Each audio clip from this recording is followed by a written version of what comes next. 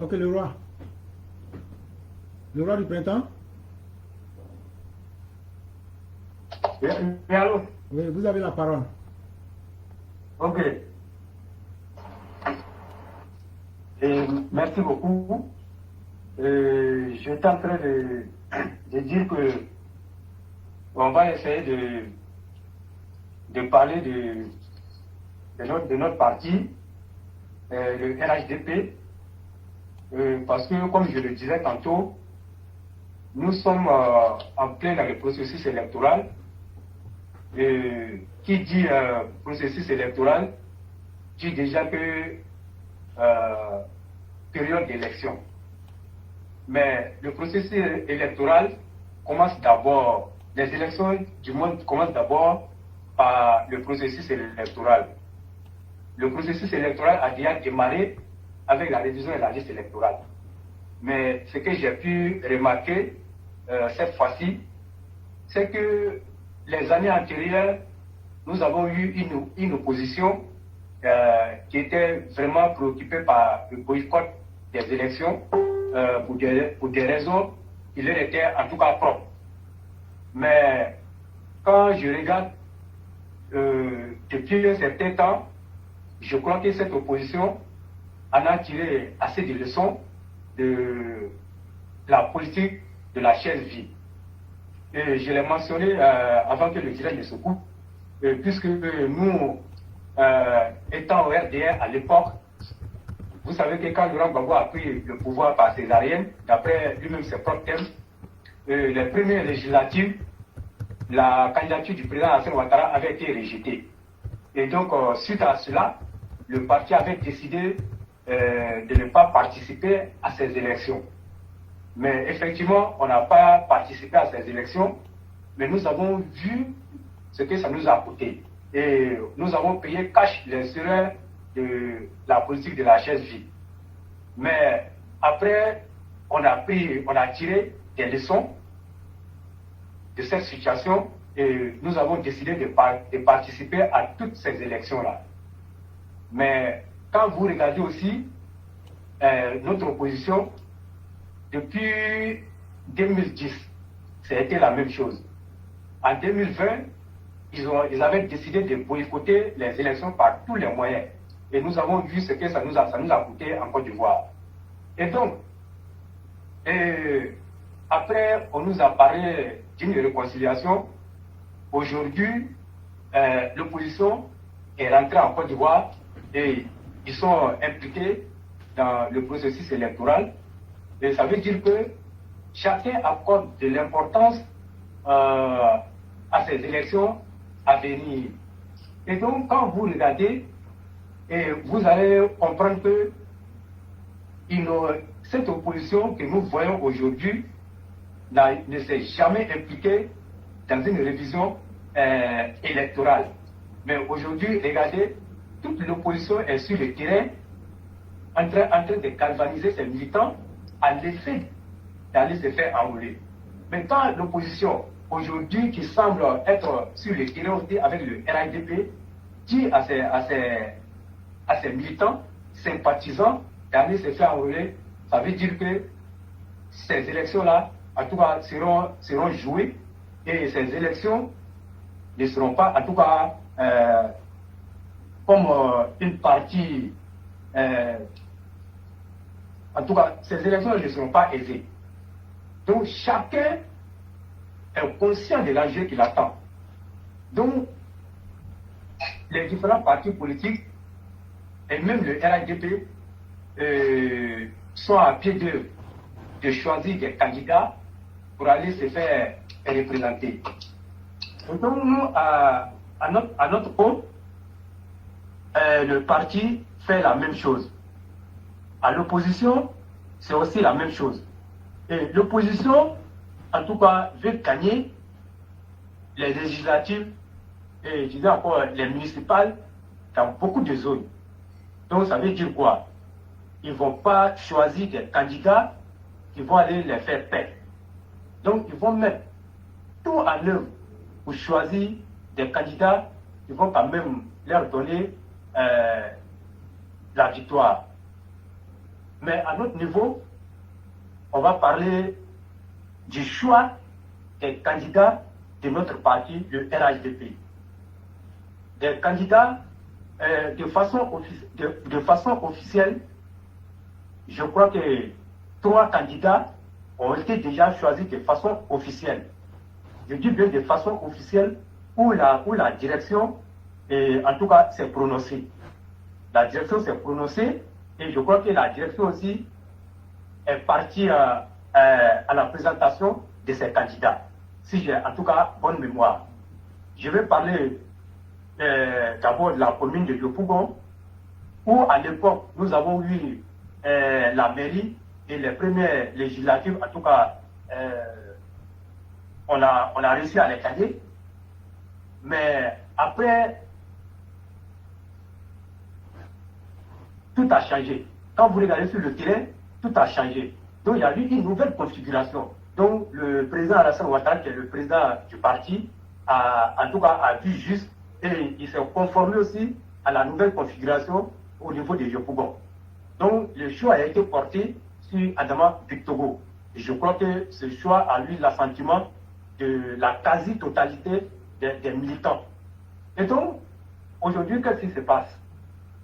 Quand on voit le cas de Yopougon, on peut dire que le parti, en tout cas sans autre forme de procédure, a déjà choisi Adama Victogo. Tout le monde le sait.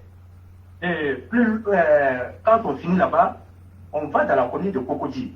La commune de Cocody, vous savez que c'est une commune qui est hostile au RHDP, et le RHDP n'a jamais gagné d'élection dans la commune de Cocody. Par le passé, nous avons présenté des candidats qui ont en tout cas essuyé beaucoup de défaites là-bas. Donc, cette année, le parti, je crois, a jugé la situation de là-bas et arrivé à la conclusion qu'il faut choisir Eric Taba, que tout le monde connaît très bien, qui est le chef de protocole de son excellence Alassane Ouattara, qui est d'ailleurs fils de Cocody, et c'est sur lui que le choix du parti a été porté. Donc, il va représenter le parti à ces élections-là dans la commune de Cocody. Et nous lui souhaitons de prime abord bonne chance. Et quand on finit là-bas, je crois que le parti aussi s'est rendu à Agnaman pour présenter la candidate à la population d'Agnaman, qui est la femme de feu, le premier ministre Amadou Gon Coulibaly, Fatim Bamba. À l'exception de ces candidats-là, je n'ai pas eu connaissance que le parti a présenté de façon officielle d'autres candidats. Je vais parler d'abord de la candidature de l'ASPR, et nous tous, nous avons relayé l'information sur les réseaux sociaux. Mais je voudrais dire ici et maintenant à tous les élèves de la classe et aux militants du RHDP que le parti, le RHDP, n'a pas porté son choix sur l'ASPR pour le représenter dans la commune de Korgo, parce qu'il y a eu des vraies informations et à part ces 3 que je viens de citer, aucune candidature n'a été arrêtée pour le moment par le RHDP. Donc tout ce que nous voyons sur les réseaux sociaux, ce sont des spéculations et des ballons d'essai pour voir un peu la tendance et voir un peu aussi la réaction de la base militante. Donc voilà ce à quoi les militants s'attendent. Et se cachent derrière ça des cadres du parti qui suscitent tout ce que nous voyons sur les réseaux sociaux. Et donc je crois que on doit se calmer et laisser le parti travailler. Et donc, moi je voulais dire, maintenant je vais au plateau, puisque c'est le plateau, comme on appelle, Abobo et Poaké qui sont mes cibles. Parce que ces 2 communes-là, il faut que nous les prenions. Donc, on va au plateau. Au plateau, le RHDP n'a jamais gagné d'élection. Oui, nous étions avec Dagobert, bien sûr, au-delà, on était en RHDP, mais je veux dire, après ça, c'est le PDCI. Le PDCI a toujours gagné les élections au plateau. Et donc, aujourd'hui, quand on essaie de faire le bilan dans la commune du plateau, je crois que la moisson est très maigre, et on n'est jamais sorti vainqueur. Mais ces élections-là, de 2023, ces élections municipales de 2023, mais je crois qu'il ne faut pas toujours laisser le terrain libre à l'adversaire. Mais quand moi je regarde un peu la situation du plateau, et je crois que le RHDP est en train de contribuer, en tout cas à faire le lit de la victoire pour le PDCI. Et ça, personne ne viendra me dire le contraire. C'est vrai, avec Ouattara Draman, on a vu des choses. Ça n'a pas marché, mais je peux vous dire pourquoi ça n'a pas marché. Fabrice Sawélion a travaillé contre Ouattara Draman. Fabrice Sawélion a travaillé contre lui. Parce qu'on ne sait pas lui, il ne fallait pas que ce soit Ouattara Draman. Donc quand vous regardez ces genres de situation, ça veut dire qu'on est loin de sortir de l'auberge. Aujourd'hui, Fabrice Sawélion, qui s'est illustré de la plus mauvaise manière, avec ses phrases, avec tout ce que vous connaissez, il n'a jamais rien su faire, en tout cas de positif. Aujourd'hui, c'est lui que le parti s'en tient aux informations de Jeune Afrique. L'information n'est pas encore officielle, mais on va s'en tenir à cette information de Jeune Afrique, puisqu'ils sont dans les secrets, en tout cas de la politique, à travers toute l'Afrique. Donc on va s'en tenir aux propos, en tout cas à l'article de Jeune Afrique, en attendant que le parti vienne nous dire réellement qui sera le candidat au plateau. Mais déjà, je peux déjà dire que si c'est Fabrice Sawélion, tel que Jeune Afrique l'a dit, il faut savoir que le poteau, comme on le dit chez nous en Côte d'Ivoire, le poteau du RHDP est très clair. Parce qu'avec Fabrice Sawélion, on ne gagnera pas ces élections. Mais beaucoup de cadres qui sont dans le parti-là, même s'ils ne peuvent pas parler, ils savent pertinemment que Fabrice Sawélion n'est pas le meilleur choix pour nous faire gagner les élections au plateau. Mais comme vous le savez, nous sommes dans un parti où les cadres, certains cadres sont là, pas seulement pour travailler dans l'intérêt des militants, mais pour défendre leurs intérêts. Quand vous avez des cadres comme ça, qui pensent que tout doit tourner autour de leur intérêt, ou bien si ce n'est pas eux, on ne doit plus choisir quelqu'un, ça veut dire que c'est un danger. Et comme moi je regarde ça, ce danger nous guette beaucoup au plateau. Et ça, personne ne sera surpris, en tout cas de cette défaite-là. Et moi je le dis très clairement, si c'était Jeune Afrique à dire, le parti ne doit pas, en tout cas, nous choisir Fabrice Sawélion. Au lieu de nous faire perdre encore la commune, et on ne peut pas accepter que le président Alassane Ouattara, qui a ses bureaux au plateau, quand il va là-bas, il faut qu'il s'assoie dans la commune dernière de l'opposition. Ça, moi je ne digère pas ça. La commune du plateau devrait nous revenir si on avait fait un bon choix. Mais je crois que le RHDP gagnerait, en tout cas, à regarder et à écouter la base dans certains choix. Parce que tout n'est pas rose. C'est vrai, tout n'est pas rose. Mais écouter au moins la base, c'est important. Moi, je le dis. Et que là, il faut dire aux gens que Fabrice Sawélion, là, son fait d'âme, là, c'est parce que c'est son entreprise de communication. Hein, mais on l'a payé. On l'a payé. Vodou Communication, c'est pour Fabrice Sawélion. Depuis, il est là, comme on appelle, au RDR. C'est lui qui fait, comme on appelle, la communication du parti. Mais c'est son seul fait d'âme. Mais est-ce qu'on va regarder ça pour dire que, comme il a fait, il faut le prendre? Mais s'il n'est pas aimé, pourquoi vous voulez l'imposer aux gens?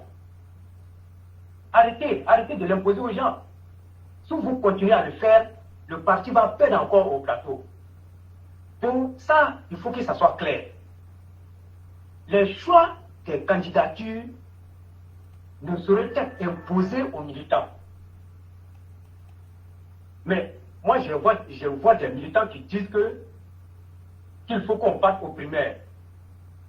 Mais moi, je l'ai déjà dit ici à plusieurs reprises. Le RHDP ne fera jamais de primaires. Parce que si le RHDP s'inscrit dans une voie de primaire, ce qu'ils veulent imposer aux gens, ces personnes-là ne seront jamais élues par la base. Et comme ils pensent qu'ils sont forts, donc ils vont faire comme ça et vont les imposer aux militants. Donc ça veut dire que cette idée de primaire là, il faut que les militants enlèvent ça de leur esprit. Le parti ne fera jamais de primaire. Ça c'est clair. Donc je tenais à le dire ici haut et fort. Quand on regarde, parce que Éclaireur t'a dit des choses et tu dis, tu sais comment les choses vont se passer, effectivement. Mais Kafana et puis son groupe, j'ai vu un peu le comité qu'ils ont fait. Ils disent qu'ils ont mis un comité en place pour l'arbitrage des candidatures. Mais nous savons comment les choses se passent. L'arbitrage des candidatures, là, les gens vont venir, ils vont déposer, ils vont faire, mais il y a un cercle restreint qui va travailler sur ces candidatures-là. Le dernier cercle-là, il y a Kafana dedans. C'est-à-dire ceux qui vont finir là, et puis ils vont dire, bon, on a arrêté la liste là, et puis ils vont aller donner au président là. Ce sont ces personnes-là que je suis en train de citer comme ça. Ça veut dire que quand ils vont finir là, et puis ils vont mettre le pic là, c'est ça là, le président va regarder et puis il va valider. Écoutez-moi très bien. Et ça ne va pas changer. Donc il y a Gilbert Kone Kafana, il y a Sissé Bakongo, il y a Adama Bictogo, il y a Kanja Kamara, il y a Robert Begril Mambé, il y a Fidel Sarasoro, il y a le premier ministre Patrick Hachi. En tout cas, c'est ce cercle-là que je suis en train de citer. Il y a beaucoup, ils sont comme ça dans ce cercle-là. C'est eux qui vont prendre, qui vont mettre les pics rouges là. Quand ils mettent pics rouges sur ta candidature là, qui n'est pas dedans. Donc c'est eux qui vont décider et ils vont aller soumettre ça et convaincre le président de ce que c'est les meilleurs choix qui ont été faits. Le président, lui, il va prendre la liste. Alors que c'est et il va poser sa signature, il va valider, et dire qu'on peut aller les présenter. Voilà un peu ce qui va se passer. On a vu comment les candidats ont été choisis. C'est le même cercle-là qui a choisi les candidats. Quand on a perdu aux élections de Yopougon-là, c'est le même cercle-là qui a choisi les candidats. Donc, mais c'est très dangereux pour un parti, c'est-à-dire qui traite là, et c'est un petit groupe qui va venir imposer son dictat sur l'ensemble du parti. Je trouve ça dangereux. On va venir dans la commune d'Abobo. La commune d'Abobo, tout le monde sait que nous gagnons les élections. Toutes les élections, nous les gagnons à Abobo. Mais remontons un peu aux dernières élections. À Bobo, on n'a eu que 21% de participation. On me dira que les élections locales n'ont jamais traîné de monde. Mais dans une commune comme Abobo, le taux de participation de 21%, c'est très peu et c'est inadmissible. Mais voilà ce à quoi les gens vont nous conduire. Si il a donné que c'est Kanja Kamara qui a été choisi comme candidat à Abobo. Et je dis que ça va être chaud. Donc pour ne pas qu'on en arrive là, il faut déjà nous trouver un candidat qui va nous faire gagner les élections au les mains à Abobo. Peut-être que le parti est informé. L'opposition est en train comment on appelle, de s'unir ici à Abobo pour faire un front. N'eût été la clairvoyance du président Hassan Ouattara, on allait perdre Abobo en 2018 au profit du GPL de Soro. Parce que Soro Guillaume avait misé des millions et des millions dans la campagne de Tefour. Tefour étant un fils d'Abobo, en tout cas, il connaissait plus ou moins qu'est-ce qui pouvait marcher à Abobo. Et il avait tamé le pion. Mais c'est parce que, en face de lui, il avait un poids lourd qu'on appelait le Golden Boy, avec Bakayoko. Et nous savions comment on a travaillé. Je parle sur le couvert du parrain. Vous savez comment nous on a travaillé pour pouvoir gagner ces élections. Et donc, il faut vite faire pour ne pas nous faire revivre la situation qu'on a connue. Donc je crois qu'à un moment donné, ça aussi, la base parle. Mais écoutez la base. Mais ils viennent toujours. Quand je prends Kandja, elle vient toujours avec le nom du président. Parce qu'elle n'a pas d'idée, elle n'a pas de plan. Tout est le président. Mais un cadre du parti qui est incapable de donner des solutions à la base ou encore à ces populations, qui va toujours s'accrocher sur le nom du président. Il faut comprendre que cette personne-là est une personne incapable. Elle ne mérite pas d'être un candidat à une élection présidentielle, comme on l'appelle, municipale. Et moi, j'ai dit, Kandja ne fera pas l'affaire. Partout, elle passe sur le président. Mais toi-même, là, toi, tu dis quoi? Toi, tu dis quoi? Quand tu dis que c'est le président, toi-même, tu dis quoi? Donc, à un moment donné, le président n'a pas envoyé quelqu'un. C'est vos élections. Si vous êtes incapable de gagner ces élections-là, laissez le nom du président tranquille. Donc, la commune d'Abobo, en tout cas, nous voulons un autre candidat qui n'est pas Kandja Camara. Moi, je tiens à le souligner ici. Il faut que ça soit clair. Allons-y à Boaké. À Boaké, nous, on a dit ici, très clairement, Amadou Kone, qui, dès le départ, quand il est arrivé à Boaké, il a fait comprendre à la population de Boaké que lui, il était venu parce que Boaké a subi beaucoup de choses et que le président l'avait mandaté de venir faire la réconciliation et de venir réconcilier les gens, même la base. Et il a dit clairement à l'époque qu'il n'avait pas besoin d'un poste à Boaké. Il a dit que ce n'était pas son objectif. Mais quelques années après, le même Amadou Kone, ministre des Transports, député de Boaké, et secrétaire départemental de Boaké, vient nous dire qu'il est candidat. Et c'est ce qu'il dit aux gens. Le président aurait porté son choix sur sa personne. Et il paraît même que le secrétaire exécutif dit qu'il n'est pas informé de cette information. C'est ce que vous avez appris. Et demain, Amadou Kone devrait organiser une rencontre avec les femmes de Boaké. Depuis qu'il est là-bas, il n'a jamais fait. Mais subitement, il veut organiser une femme pour susciter, comme on appelle, les femmes là, ça sera une sorte de demander aux femmes là qu'elles puissent se lever pour dire au président que c'est elle, c'est lui qui donne le candidat. Voilà l'objectif. Mais si tu as été incapable, tu as déjà dit clairement que toi tu n'es pas candidat. Mais d'où vient-il que tu vas réunir les femmes? C'est aujourd'hui toi tu as Boaké. C'est aujourd'hui Amadou Kone a Boaké. Ce n'est pas aujourd'hui. Mais il a promis au cadre de Boaké, les cadres du parti, de faire leur promotion. Mais quand il a fini, il a mis ça dans le tiroir. Il n'a jamais parlé de ça. Et il a commencé à narguer les cadres là-bas. Que lui, il a le soutien du président. Mais est-ce qu'un cadre peut se comporter comme ça? Ça veut dire que nos cadres là sont trop zélés. Ils sont dans le zèle. Et ils sont dans l'arrogance. Quand vous voyez des cadres comme ça, il faut tout faire, les mettre en tout cas hors d'état de nuire. Amadou Kone n'est pas la solution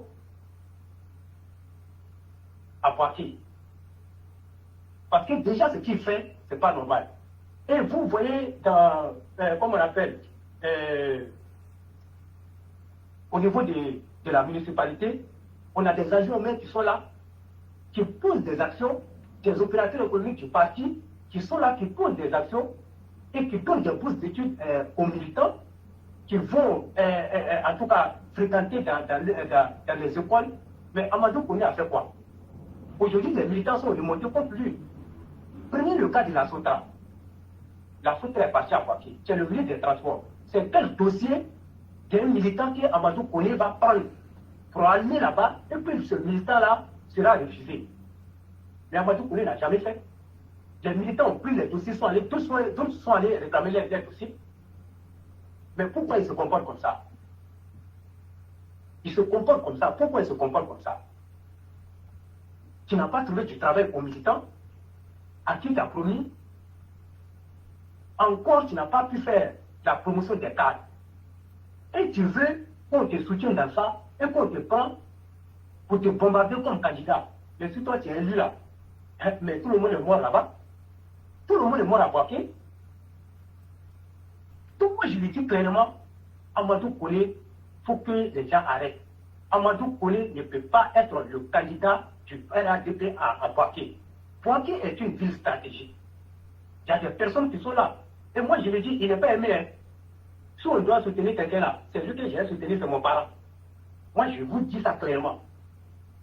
C'est mon parent. Si je dois soutenir quelqu'un là, c'est lui que moi je vais soutenir. Mais ici là, on ne parle pas de parents, on parle des partis. Donc moi je ne saurais donner mon soutien à Amadou Koné. Moi je ne peux pas donner mon soutien à Amadou Koné. Parce que vu déjà ce qu'il est en train de faire, ça veut dire qu'il est dans une arrogance qui ne dit pas son nom. Moi je ne vais pas l'insulter. Mais je ne vais pas l'insulter, mais je suis en train de dire clairement les choses telles que les choses se présentent à Boaké. Les gens peuvent aller mener des enquêtes. Les gens peuvent aller mener des enquêtes. Allez-y auprès de la communauté parlée. Mais son nom ne sonne pas bien là-bas. La communauté, c'est une faux. Donc il est ici, son nom ne sonne pas bien là-bas.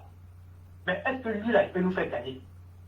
Ce sont ces deux communautés-là qui sont majoritaires à Boaké, mais est-ce que lui, il peut nous faire gagner? Vu sa méchanceté.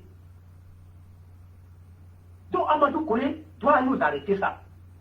Le président n'a pas envoyé Amadou Koné pour dire qu'il sera ce candidat chez la population de Boaké. Vous pouvez vous lever. Vous pouvez vous lever et de contester le choix. Contester ce choix-là. Si vous vous asseyez, ils vont aller vous imposer Amadou Koné. Mais Boaké ne mérite pas ça. Moi je le dis, Boaké ne mérite pas ça. Il faut arrêter. Boaké ne mérite pas ça. Donc allez-y dire au président que vous ne voulez pas Amadou Koné. Parce que tu ne peux pas être là toujours en train de mépriser les gens. Tu es un ministre, député, mais ça suffit. Et les propos que toi tu as tenus. Mais tu mets ces propos là où? Mais il fallait se taire.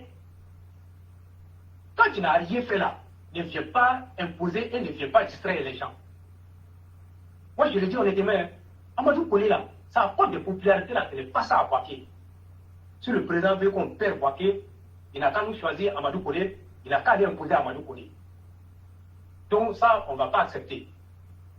Ceux qui sont là, qui sont là-bas depuis, qui ont fait le parti, qui sont là, mais ceux-là qui sont là-bas, Amadou Koné, il est arrivé quand à Boaké pour aller faire la politique? Il est arrivé quand? Donc il n'est pas aimé, il faut dire la vérité aux gens. Amadou Koné ne peut pas faire l'affaire de Boaké. Donc toutes les personnes qui pensent que nous mentons ici, ces personnes-là peuvent continuer à faire leur sondage. Mais l'histoire nous le dira. Donc pour le moment, nous on est là, on est assis et on regarde. Mais on va continuer à interpeller le parti. En tout cas, le danger qui nous guette dans certaines zones. S'ils ne veulent pas nous écouter, qu'ils fassent ce qu'ils veulent faire. Mais on sera là pour voir ce qui va se passer. Parce que notre victoire dans certaines zones dépendra de la qualité des choix des candidats dans ces zones-là. Mais comme je l'ai dit, Boaké, Yopougon, Apogo sont des villes stratégiques qui doivent en aucun cas échapper au RADP. Même le plateau. Regardez à Port-Boué, c'est la même chose. Donc il faut rectifier tous ces manquements-là qu'on a vus aux dernières élections. Sinon, ça ne sera pas bon. Mais quand vous prenez au niveau des régionales, mais Amadou Koné, il voulait plutôt comme on appelle la région, le conseil régional. Mais quelques cadres baoulés se sont réunis et ils sont allés voir la reine de Sakassou pour dire à la reine de venir intercéder auprès du président Alassane Ouattara que le choix soit porté sur Assaouré Jacques. Et c'est comme ça la reine est intervenue pour que le choix au régional soit porté sur Jacques Assaouré. Amadou Kole, voilà que lui ne peut plus. Il va revenir maintenant pour dire que lui est candidat à la mairie de Bouaké. Non, ça ne se passe pas comme ça. Ça ne se passe pas comme ça. Tu devrais commencer à travailler pour montrer aux gens que toi, tu pouvais faire quelque chose. Mais tu n'as jamais fait quelque chose de bon là-bas. Tous les projets qu'on voit, quand tu dis aux gens que c'est toi, c'est grâce à toi le président a fait. Le président, c'est pas toi. La souffrance que Bouaké a connue là, ce n'est pas à cause de toi. Le président, il est reconnaissant. Donc, Amadou Kole doit nous arrêter le chantage et nous arrêter la manipulation. Il est dans la manipulation. Ces grands projets qui ont été engagés, c'est grâce au président Alassane Ouattara. Le président Alassane Ouattara est reconnaissant à la ville de Bouaké et aux populations de Bouaké. Bouaké n'aurait dû pas perdre son luxe d'antan. On a connu Bouaké comme une ville de joie, comme une ville, en tout cas, une grande ville. Mais si, par la faute de la guerre, Bouaké a été détruit et que le président Alassane Ouattara est arrivé au pouvoir, Bouaké n'est pas hors de la Côte d'Ivoire. Bouaké fait partie des villes de la Côte d'Ivoire. De surcroît, la deuxième ville de la Côte d'Ivoire. Donc le président, il était comme on appelle, dans son droit d'entreprendre une réhabilitation de toutes ces infrastructures-là qui ont été bombardées lors des différentes crises. Et c'est ce que le président a fait. Amadou Kole, tu n'as pas ce pouvoir-là. Tu n'as pas ce pouvoir-là de rendre, comme on appelle, ce que Bouaké a donné à la Côte d'Ivoire.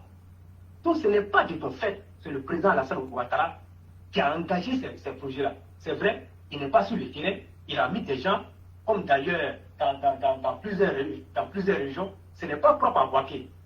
Mais tous les cadres-là, s'ils doivent se lever pour dire que c'est eux qui travaillent dans leur ville-là. Mais la part du président, c'est quoi? Ça veut dire que vous êtes des incompétents et vous vous cachez derrière le nom du président pour mentir aux militants. Cette politique-là est révolue. Il faut dire ça clairement à Amadou Kole. Cette politique-là, elle est révolue. Et à partir d'Amadou Kole, je parle aussi à l'ensemble de ces cadres-là. Arrêtez votre hypocrisie et arrêtez d'étaler votre compétence. Parce que ça, moi, j'appelle ça de l'incompétence. Pourquoi tu ne vas pas avec ton propre nom? Va avec ton nom. Les cadres qui se font confiance là, quand ils vont là, ils n'appellent pas le nom du président. Hein. Ils ne disent pas que c'est le président qui m'a envoyé. Il dit que, voilà, moi je suis venu là. Voilà ce que moi j'ai fait pour vous là. Mais depuis ici, vous là. Voilà ce que moi j'ai fait. Mais la population sait. La population sait. Si c'est vrai, la population le sait. Mais si c'est faux aussi, cette population-là aussi le sait. Donc arrêtez de distraire les gens. Vous pensez que vous avez affaire à des militants qui ne réfléchissent pas. Nous, on réfléchit. Quand il s'agit du président là, nous on ne réfléchit pas. Mais pour vous là, vos élections personnelles là, nous on réfléchit. Parce que vos élections, ça peut nous apporter. En train de mentir seulement là, ça peut nous apporter. Parce que vous devrez avoir honte en partant sur le terrain, faire campagne avec le nom du président, ça devrait quand même être une honte même pour vous. Et quand il se fait confiance là, quand il s'en va là, il fait son nom. Il fait son nom. Mais c'est vous les incompétents là. Vous pensez que si vous ne partez pas dire le nom du président là-bas, personne ne va vous voter. Mais c'est grave pour vous. Ça veut dire que, en fait, c'est éclairé. C'est dangereux. Ça veut dire que ce que les gens même ne comprennent pas, c'est que c'est un danger que nous courons. Parce que quand vous vous approchez au nom du président, et je l'ai dit, regardez un peu au PPACI. Et c'est ce que vit le PPACI. Qui sont restés tout le temps à s'approcher sur le nom de Laurent Gbagbo. Aujourd'hui, là, est-ce qu'ils sont candidats là-bas?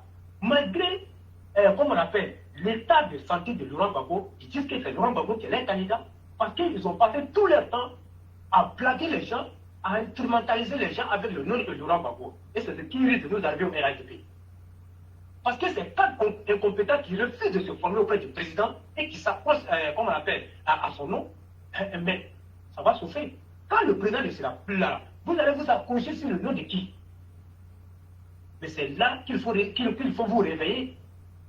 Ne restez pas là en train de vous accrocher sur le nom du président. Je parle à Amadou Koné, qui a allé dire aux populations de Boaké que le président a choisi là. C'est de lui que je parle. Et quand Jacques vient à Bobo là, le président a dit, et regardez le président, faites à cause du président, et toi, on ne peut pas faire à cause de toi. On ne peut pas faire à cause de toi.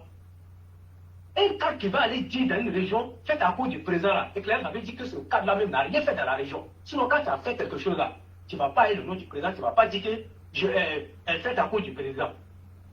Toumara nous a trop chanté ça ici, mais à la fin là, le président lui-même a vu que c'est pas ça. Et le président nous a dit qu'il n'a envoyé personne. Celui qui ne fait pas notre affaire, ne le votez pas. Il a dit ça. Le président a dit, donc Amadou Koné, ce que tu dis, ce n'est pas vrai. Ce que tu dis, ce n'est pas vrai. Donc, il faut arrêter ça. La jeunesse de Boaké est assez mature. Donc, l'appel est lancé aux militants. Sachez choisir vos candidats.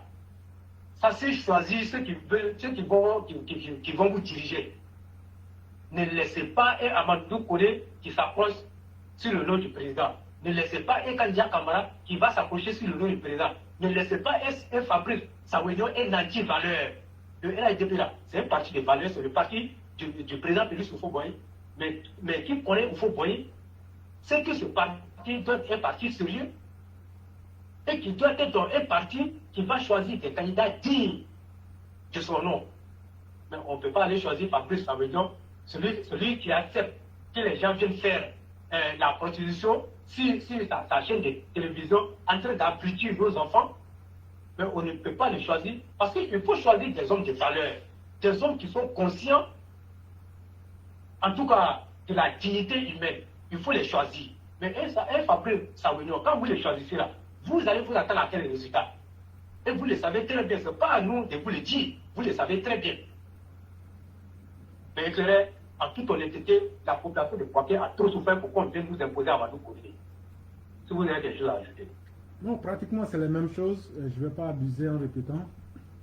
Je suis entièrement d'accord avec vous, avec tous les détails que vous donnez. Surtout, c'est vous qui êtes sur le terrain.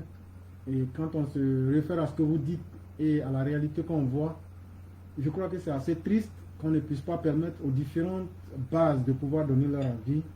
Et ça, comme disait Métier Tefet, c'est antidémocratique. C'est un manque de respect même pour les militants de base. C'est comme à faire croire qu'on veut les infantiliser à vie et qu'eux-mêmes ne savent pas les choix qu'ils font dans leur propre religion. C'est quand même assez grave. Et ce jeu dangereux auquel la direction, le directeur est en train de jouer, je crois que nous, de notre position, on va en tout cas encourager les uns les autres à les désavouer là-dedans. Et s'ils persistent, à ne pas écouter ce que nous disons, qui est pourtant simple, laisser les militants désigner les personnes qu'ils voudraient. Après ça, les conséquences là, eux-mêmes vont gérer ça. Plus on va se donner les chances de pouvoir nous faciliter ces campagnes-là, et mieux ce serait. Mais on a aussi le choix de ne pas écouter, de faire ce qu'on veut. Et là, comme je l'ai dit, les conséquences aussi s'en suivront. Donc, cher frère, tu peux continuer. Ok. Et donc, merci, parce que aujourd'hui, quand vous regardez, mais éclairez, est-ce que vous savez que tout ce que nous vivons aujourd'hui là, c'est l'opposition qui nous a mis dans ça? Vous allez me demander pourquoi je dis c'est l'opposition. Effectivement, c'est l'opposition qui nous a mis dans ça. Si l'opposition avait clairement abandonné la piste des coups d'État et s'était mis dans la peau d'une vraie opposition, éclairez, la direction serait dans l'obligation d'écouter la base. Mais comme cette opposition-là s'est montrée une opposition toxique, une opposition qui n'est pas ambitieuse, voilà pourquoi vous voyez ce qui se passe aujourd'hui au RHDP. Parce que le RHDP a compris que cette opposition-là ne peut rien faire si ce n'est pas les coups d'État. Comme le RHDP a trouvé la solution à ces tentatives de coups d'État, donc le RHDP, comme on appelle, ne fait plus de fois sur le terrain et n'écoute plus les militants. Sinon, une opposition sérieuse, mais le RHDP allait avoir des sérieux problèmes. Le RHDP allait avoir des sérieux problèmes. Mais le RHDP, c'est qu'avec cette opposition-là, il n'y a rien. Il n'y a rien. Et voilà pourquoi vous voyez, aujourd'hui, ils sont là. Ce sont des bourgeois. Ils ne veulent pas écouter les gens. Ils font ce qui leur semble, en tout cas, bon à leur niveau là-bas. Mais et la base qui vous a mis là-bas là? Mais qu'est-ce que vous donnez en retour à cette base-là? Mais la base ne vous a jamais demandé de l'argent. La base a tout simplement demandé que leur choix, leur volonté soit respectée. Et le président vous l'a clairement signifié. Mais vous faites avancer de tout ça et vous faites ce qui vous plaît. Mais ça, ce n'est pas digne d'un parti. Toi, Kafana, est-ce que toi qui étais si bon et que toi on t'a dit qu'il faut faire candidat? Mais c'est parce que tu as été un mauvais maire. Tu as été un mauvais député. Et le président a dit que toi là, si on s'en va encore, toi, ton équipe là, on va faire. Donc toi là, de toute façon, toi tu n'as pas été bon là. Ceux que tu veux nous imposer là, eux aussi là, ils sont dans le même bloc que toi. Mais toi on t'a enlevé là, il faut les enlever. Toi là, enlève-les. Mais pourquoi toi tu vas les laisser là-bas? Non, tu ne peux pas les laisser. Si toi tu les laisses là, si on perd les mairies, la Kafana sera comptable. Si on a perdu Boaké, c'est Kafana. Si c'est Amadou Kolé là, ils vont les poser. Si on a perdu Boaké, c'est Kafana. Si on a perdu Apoubo, c'est Kafana. On a perdu, comment on appelle, Plateau, c'est Kafana. On a perdu Port-Boué, c'est Kafana. Toutes ces communes là, si on les perd là, c'est Kafana. Moi je le dis à qui veut l'entendre. Donc franchement, il faut nous donner des bons choix. Il faut nous donner les meilleurs choix. Parce que quand vous partez à une compétition, on n'improvise pas des candidats. Et on ne va pas avec, comment on appelle, les mauvais athlètes. C'est comme nous sommes dans un match de football. Regardez aujourd'hui au mondial. Mais toutes ces équipes qui sont parties là, quand ils ont choisi là, mais ce sont les meilleurs qu'on choisit pour aller. Et quand il y a des compétitions là, ceux qui vont là-bas, ce sont les meilleurs. Mais vous ne pouvez pas prendre un canard boité ou bien des bras cassés pour aller représenter une famille à une compétition. Mais vous attendez à quoi? Vous attendez à quel résultat? Je n'ai jamais vu un parti comme ce parti-là. Et je dis, le LHDP sera son propre comme on appelle, adversaire à ces élections. Il n'y a pas d'adversaire du LHDP ailleurs, hein, mais c'est à notre sein là. C'est à notre sein là que nous avons nos adversaires. Mais c'est le territoire qui est l'adversaire même du parti. C'est le territoire du LHDP qui est son propre adversaire, son propre ennemi, qui est en train de se tirer une balle dans le pied. Mais cette blessure-là sera difficile à soigner. Vous avez perdu dans certaines communes, vous ne pouvez pas prendre, comme on appelle, et tirer des leçons dans ça. Vous allez nous amener encore dans les mêmes bêtises là. Moi je vais dire ça, ce sont des bêtises. Parce que quand tu fais toujours constamment la même chose là, et qu'il n'y a jamais, c'est toujours le même résultat là, on appelle ça de la bêtise. C'est une bêtise. Vous avez quel pouvoir? Ce sont les militants qui vous ont donné ce pouvoir là. Vous n'êtes pas plus intelligent que les militants. Moi je l'ai dit. S'il s'agissait de faire, comme on appelle, de concourir, de faire un examen plus composé, vous ne serez pas là-bas. Parce que vous ne faites pas votre intelligence que vous envoyez là-bas. Sauf si ayez le courage même de reconnaître ça. Il y a beaucoup de militants qui sont plus intelligents que vous. Et vous là, c'est à travers leurs propositions que vous avancez.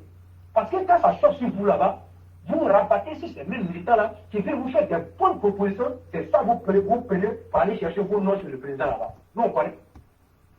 Nous, on connaît, on a travaillé sur certains sujets qui se sont retrouvés ailleurs là-bas, nous, on connaît. Mais vous avez pris ça pour vous, avez tapé votre portée pour dire que c'est vous. Vous êtes une bande d'incapables. Une bande d'incapables. Moi, je vais dire ça. Vous êtes une bande d'incapables. Toujours le président Hassan Ouattara, toujours le président. Et laissez le nom de monsieur. Il est là pour la Côte d'Ivoire. Et vous avez dit d'aller sur le terrain. Mais si vous avez refusé d'aller sur le terrain, parce que vous comptez sur son nom, et comme vous savez que le peuple, comme on appelle des militants, ont un amour fou pour le président Hassan Ouattara, un amour qui ne peut pas être ébranlé, voilà pourquoi vous vous comportez comme ça. Voilà, vous vous comportez comme ça. Si vous saviez que les militants RDA qu'on connaît là, allez récuser le nom du président, mais vous allez bien vous comporter, mais c'est dommage. Mais je crois qu'à chaque époque, ça a politique. Mais les choses sont en train de changer de façon qualitative. Parce qu'avant là, nous on regardait pas, même quand il est mauvais là, parce qu'on avait toujours ce slogan là, on dit même quand on veut choisir Mouton à Abobo, nous on va voter ça. Parce que nous on dit c'est le nom du président qui est sur la personne. Mais aujourd'hui là, faites un sondage, vous allez comprendre, quand il parle, nous on dit le président lui-même n'est pas juste. C'est ce que les militants disent. Ils disent le président lui-même n'est pas juste. Mais quand vous voyez les militants qui avaient cet amour-là pour le président, aujourd'hui, qui commencent à dire que le président même n'est pas juste dans ces choix-là, allez-y comprendre qu'il y a un travail qui a été fait. Les mentalités sont en train de changer. La politique que vous avez, la mauvaise politique que vous avez enseignée aux gens est en train de disparaître pour faire place à la vraie politique sociale. Et c'est ce que le président vous a demandé. Mais comme vous êtes méchants avec vos groupes-là, ceux-mêmes qui ont cherché à tuer les militants, c'est un là aujourd'hui qui sont dans la bonne grâce. Mais pourquoi vous ne partez pas solliciter les voix de ces personnes? Moi-même, j'ai parlé à Amadou Kone. Amadou Kone qui dit qu'il travaille avec ses parents-là. Mais pourquoi toi tu veux organiser et tourner la communauté s'info maintenant? Parce que toi tu sais que tu as besoin d'eux. Pourquoi tu veux le faire? Mais tu ne travailles pas eux là. Il ne faut pas aller solliciter les voix. Il ne faut pas aller solliciter les soutiens. Vous voyez ces personnes-là, quand on leur dit que le peuple là, le pouvoir là, c'est le peuple là, ils pensent que c'est un 20 mots. Mais ce n'est pas un 20 mots. Ce mot-là a sa place. Mais parce que tu sais que toi, celui-là, tu ne peux pas, et que tu es obligé de venir, comment on appelle, de venir te rabattre sur cette population-là pour avoir le pouvoir. Mais pour avoir ce pouvoir-là, tu aurais dû faire quoi? Mais tu aurais dû commencer déjà à préparer le terrain, mais tu n'as rien fait. Tu es resté en train de dire le président m'a envoyé à Boaké, le président m'a envoyé à Boaké. Le président t'a envoyé à Boaké, c'est pour aller faire quoi? C'est pour aller faire quoi? Et puis là, on dit, il y a un proverbe qui dit chez nous, quand ton papa t'a mis au monde là, et puis il t'a donné un nom là, le nom qu'il t'a donné là, quand toi-même tu sors là-bas là, tu vas te donner un autre nom. Mais quand on dit que tu vas te donner un autre nom là, ça ne veut pas dire que si ton papa dit que tu t'appelles Lassina, quand tu sors là, tu vas aller chercher un nom pour dire que, bon, comme mon papa m'a dit qu'on m'appelle Lassina, donc moi là, le nom que je vais me donner là, je vais m'appeler, comment on appelle, je vais m'appeler vraiment. Mais si toi tu dis que ton papa t'a appelé Lassina et que toi aussi tu vas t'appeler vraiment, mais tu n'as rien compris dans tout ce qu'il a dit. Ça veut dire que tu n'as rien compris et que toi tu es un enfant très bête. Parce que tu as regardé seulement, il a dit non, comme je t'ai donné le nom là, toi-même il fallait te trouver un nom. Mais c'est un proverbe qu'il a fait. Ça veut dire quoi? L'éducation qu'il t'a donnée là, et puis c'est qu'il a pu bien faire pour toi là. Mais toi aussi là, il s'est illustré de la plus bonne manière. Mais toi aussi là, quand tu sors là, à travers les actions que tu vas poser là, ce sont ces actions qui vont parler de toi. Si tes actions là ont été bonnes, ces actions là vont parler de toi de la manière positive. Mais si tu as t'illustrer de la plus mauvaise manière, et ces actions là vont parler de toi de la plus mauvaise manière, c'est ce que ça veut dire. Mais c'est ça là, nos cadres là sont en train de faire. Le président a fait, mais eux-mêmes là, ils n'ont pas pu faire quelque chose. Et ils n'ont pas pu, comment on appelle, tirer des leçons à côté du président. Ils n'ont pas pu se former. Et ils n'ont pas pu étudier à côté du président. Aujourd'hui, ça les rattrape. Ils sont obligés de s'accrocher sur le nom du président. Mais quelle honte. Mais c'est une honte même pour nos cadres. J'arrête pas même, moi-même, je ne peux même pas appeler leur nom même. Parce que ça m'énerve. Je ne peux même pas appeler leur nom. Je ne vais pas appeler leur nom. Donc c'est tout ça là. Moi j'ai dit à Amadou Kone d'arrêter. Il n'a pas pu se faire, comme on l'appelle, donner un bon nom. Donc ce mauvais nom qui toi t'as laissé à toi là, ça te rattrape. Ça te rattrape. Regardez, à tel enseigne même que le président même sort devant les caméras du monde entier. Pour vous fustiger, pour fustiger votre comportement à l'élection présidentielle de 2020. Il est parti au pouvoir comme le RHDP. Qui a tous les leviers de l'État. Vous avez laissé l'opposition à manipuler les jeunes. Et les militants du RHDP se sont retrouvés morts à cause de vous. Parce que vous pensez que le président allait tomber. Vous n'avez plus l'argent là, vous êtes allé vous asseoir dans vos salons feutrés et vous avez abandonné les militants sur le terrain. Aujourd'hui, là, d'autres vivent encore avec ces séquelles-là. Et peut-être même qu'ils vont vivre avec ces séquelles-là tout le long de leur vie. À cause de votre incompétence et de votre méchanceté. Des gens qui ont eu des 200 millions, des 400 millions, des 300 millions pour faire campagne. Mais ils n'ont rien fait. Ils ont pris ça pour préparer les élections que vous voyez là. Ils ont pris ça pour préparer les propres élections. C'est ça les prennent là pour se gonfler le dos. C'est ça les prennent pour se gonfler le dos. Mais le président dit ça devant les caméras du monde entier. Mais dès que Touré Suleiman, Karim Ouattara sont sortis pour faire une vidéo, tous les cyberactivés RADP sont tombés sur eux. Ils ne devaient pas dire ça. Mais pourquoi vous ne critiquez pas le président? Pourquoi vous ne vous référez pas à la vidéo du président? Quand le président dit là, pourquoi vous ne parlez pas? Moi j'étais là-bas à l'Ivoire. J'étais là-bas ce jour-là. Personne ne peut me dire le contraire. J'étais là-bas. Pourquoi vous ne parlez pas de ça? Ben, les Karim Ouattara vont venir parler. Vous allez dire qu'ils ne sont pas responsables. Si vous dites qu'ils ne sont pas responsables, c'est que le président n'est pas responsable. C'est le père responsable.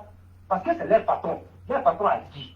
Donc si leur patron a dit là, ça veut dire que tout le monde peut parler de ça. Tout le monde peut parler de ça. Oui, tout le monde peut parler de ça. Si eux-mêmes là, ils sont tard, et qu'ils reconnaissent qu'il y a eu une méchanceté, ils sont méchants là, mais vous allez venir parler de quoi? Si vous les insultez là, mais vous-même, vous n'êtes pas conséquent avec vous, vous n'êtes pas sur la vérité. C'est les cas comme les Amadou Kouré comme ça là, les méchants là, c'est Dieu là que vous devez parler. Comme les Kanya Tamara. C'est Dieu là que vous devez parler.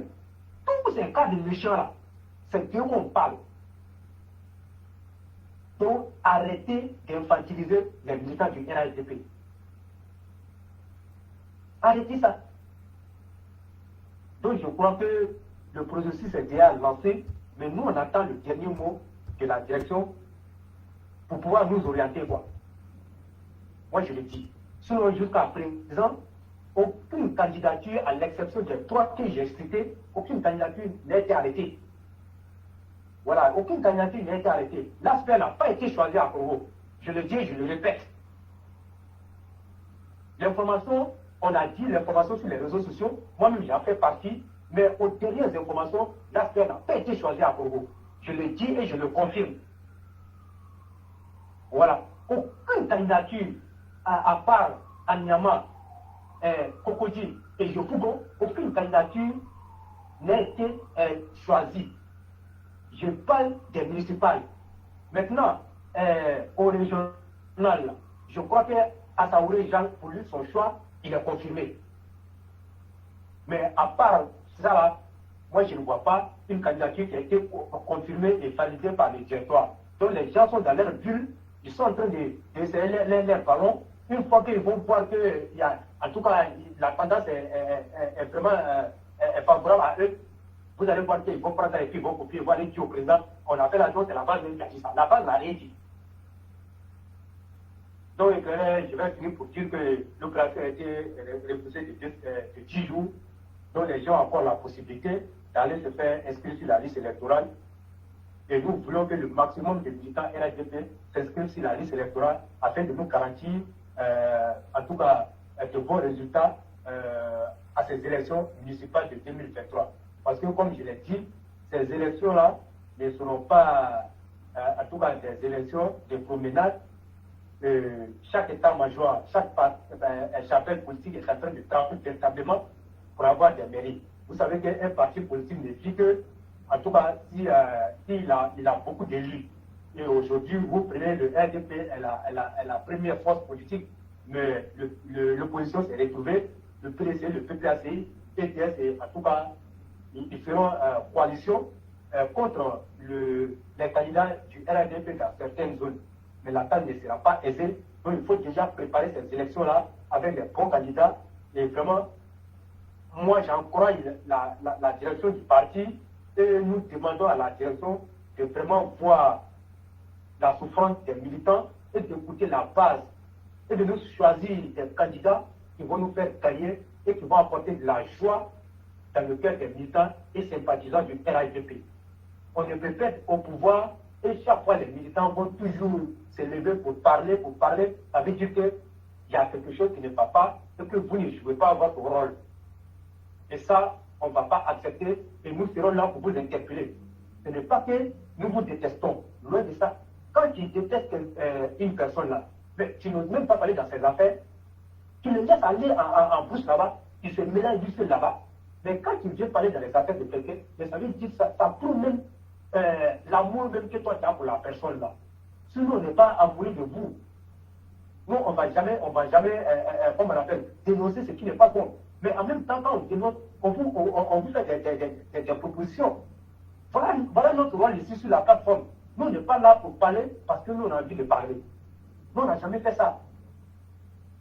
Donc, il faut qu'à un moment donné, il faut que ça s'arrête. Donc, vraiment, éclaireur, je vais m'arrêter là et dire merci beaucoup aux élèves de la classe. Merci de continuer. Et on ne va pas presser les bras. C'est vrai, c'est difficile. On a l'impression que nous, on n'est pas écoutés. Mais moi, je peux leur dire qu'on est écouté. Mais seulement que tu peux t'écouter et que là où ton message va, quand les gens font la sourde oreille, tu as l'impression que tu n'es pas écouté. Mais ils savent en réalité ce que toi t'as dit. Donc vraiment, sincèrement, merci beaucoup à chacun. Et moi, je dis bonne soirée à chacun. Merci. Merci beaucoup à toi-même, le roi du printemps. Merci infiniment pour tout ce que tu as dit. Nous osons espérer que les uns et les autres auront pris l'essentiel du message et qu'ils vont surtout se parfaire avec. Merci pour tout ce que tu as dit. On va te laisser te reposer un peu et te souhaiter une excellente soirée. Merci. Merci beaucoup.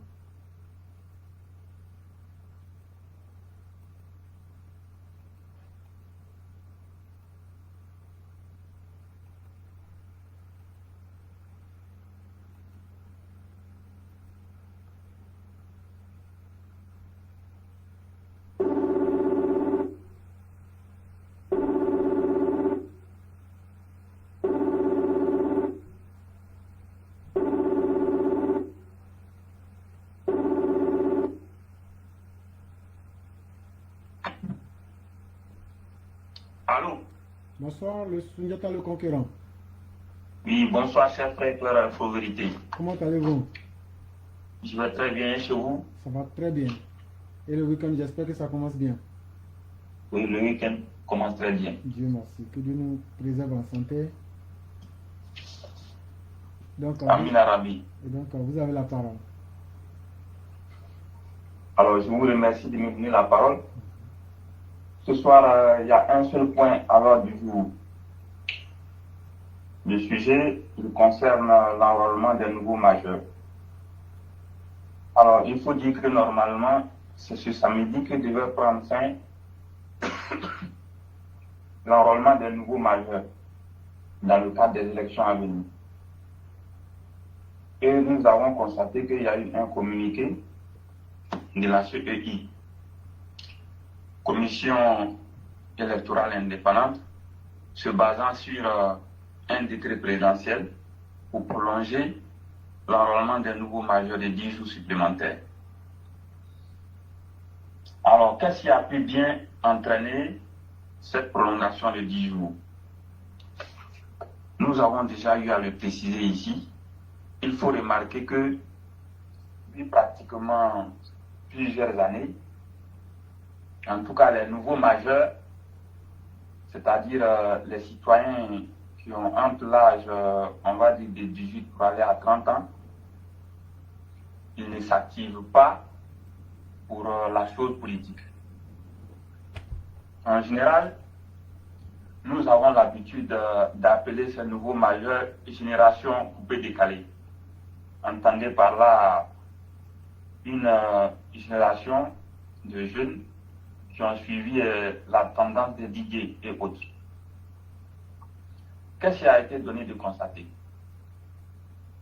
Depuis pratiquement les années 2013 ou bien 2015 pour remonter jusqu'à maintenant, vous m'excusez, je suis un peu grippé, donc vous m'excusez.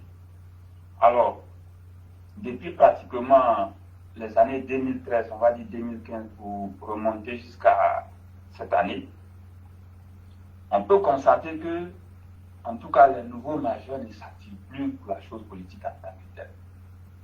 Et ceci a fini en réalité par attirer l'attention de nous autres qui nous intéressons beaucoup plus à la chose politique.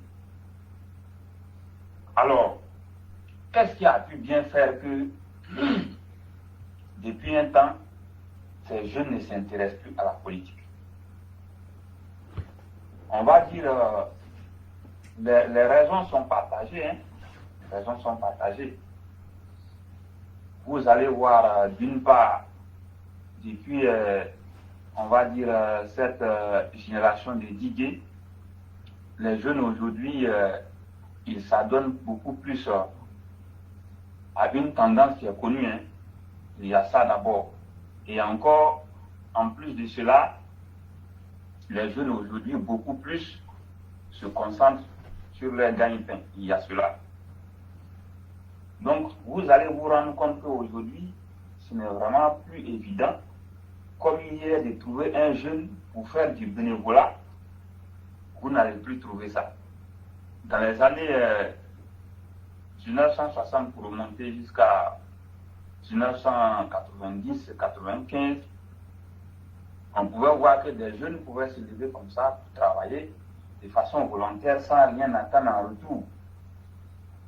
Mais depuis un bon moment, vous allez vous rendre compte que cela est presque révolu. Or, la chose politique, vous allez vous rendre compte qu'il y a beaucoup d'activités là-dedans, ce n'est pas une mairie, c'est du bénévolat.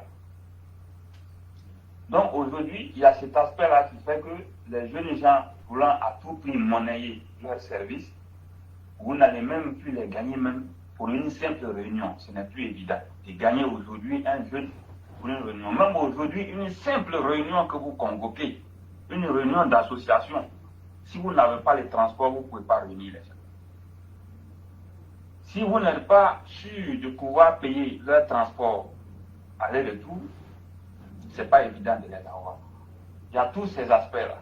On va dire que c'est la dévalorisation de la société même qui a entraîné tout ça aujourd'hui. Ça fait que les jeunes aujourd'hui, même pour aller au voter, où ils doivent choisir les dirigeants, ils pensent qu'ils devraient monnayer ces services. Et ils pensent qu'ils sont en train d'arranger beaucoup plus qu'une personne. C'est ce que beaucoup pensent. Il y a d'autre part les politiques aussi. Il y a un comportement qui est là, hein, qui est connu. Le cumul des postes.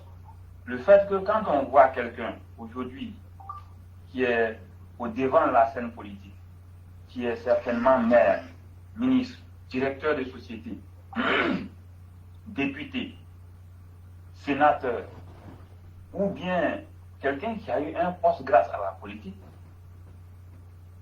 quand on jette un coup d'œil sur son train de vie, entre la période où il n'avait pas encore ce poste et la période où il a eu ce poste, quand on regarde, on voit bien que les gens, ils sont dans une opulence. Hein. Ils sont dans une opulence, quelque part. Le fait d'être dans cette opulence-là, les citoyens lambda qui regardent, qui disent, mais tiens, ce monsieur, hier, je l'ai connu, tel qu'il vit aujourd'hui, il ne pouvait pas le faire il y a de cela un temps.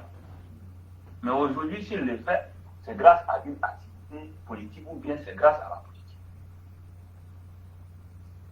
Donc il y a cette image-là que le politicien lui-même, il a renvoyé vers les citoyens lambda.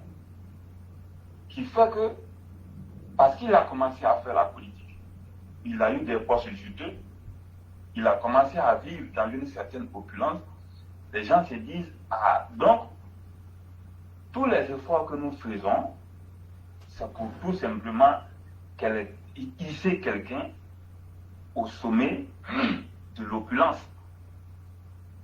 Voilà l'image que le politicien lui-même il a renvoyée aux citoyens lambda.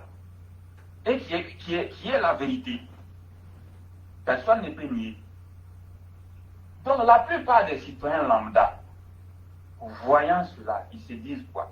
Mais ça sert à quoi d'aller m'entretuer ou bien me fatiguer pour Pierre ou bien pour Paul quand on sait qu'à la fin, le bonheur va réjaillir uniquement sur lui et sa famille. Voici l'image que le politicien il a transmis à la société ivoirienne. Partant de ce constat très triste, beaucoup ont tiré la conclusion très claire de dire que mais moi je ne vote plus. Et j'en connais beaucoup comme ça. Beaucoup ont tiré cette conclusion-là de dire que si c'est ça, moi je ne peux pas aller m'envoler ou bien je ne veux pas aller voter. Vous pouvez constater qu'il y a des gens, après les élections présidentielles de 2010, n'ont plus voté jusqu'à ce jour. Il y en a.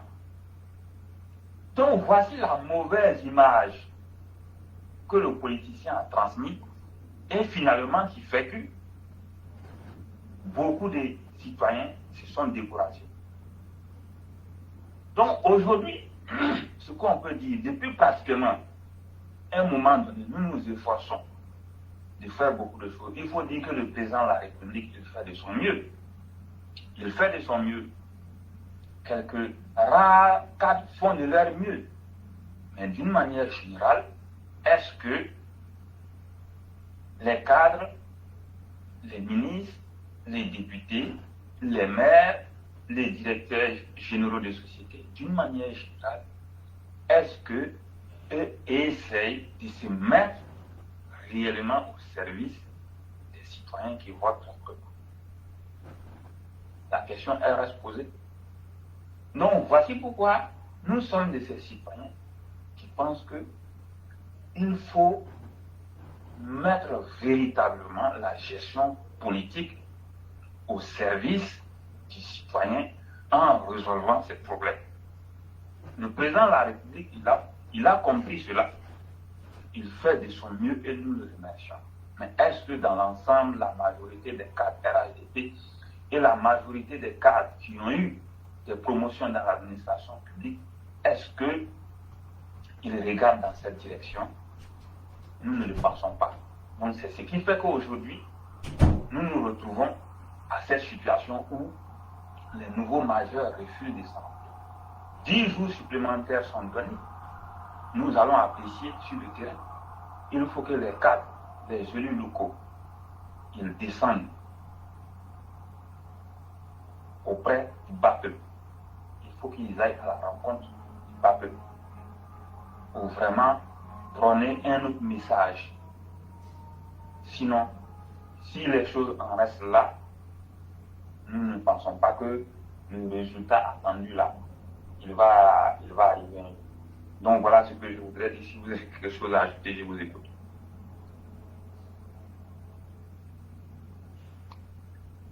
Allô?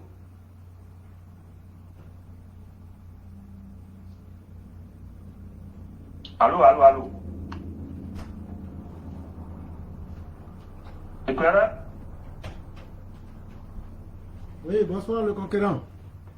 Oui. Oui, donc, j'ai fini de parler. Si vous avez quelque chose à ajouter, je vous écoute. Oui, effectivement, il y a peut-être un défaut de raison qui fait qu'on ne s'entend pas au même moment, mais maintenant ça va. Oui. Et je veux vraiment vous dire merci infiniment, parce que ce que vous venez de dire, c'est tellement bien dit, et c'est tellement bien expliqué, que voyez-vous, les politiciens pensent que les populations qui prennent le risque de les voter, ou bien même par amour qui vont les voter, vous allez m'excuser du terme, mais on prend les populations pour des idiots. On pense que ces populations-là sont des gros enfants qu'on peut manipuler à notre guise, avoir un poste politique et puis après, on peut se foutre de ce même peuple-là. Sachez aussi que le peuple a une conscience collective et qu'à un certain moment, il apprend. Même les animaux apprennent. À force de refaire les mêmes choses, à un moment, l'animal, on finit par dire, mais cet animal-là est fort et il arrête. Non, c'est l'apprentissage. C'est ce que les Anglais disent, practice makes perfect. À force de pratiquer quelque chose, ça devient ça vous rend plus parfait.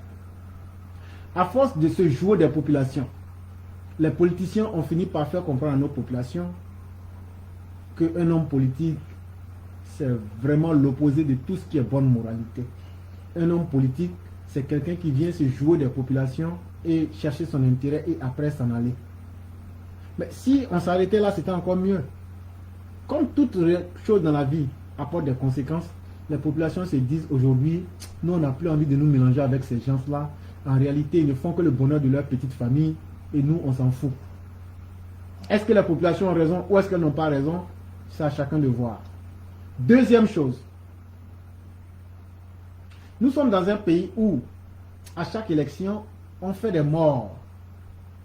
On n'entrera pas qui et comment, parce que le RHDP au pouvoir aurait pu aussi empêcher les morts.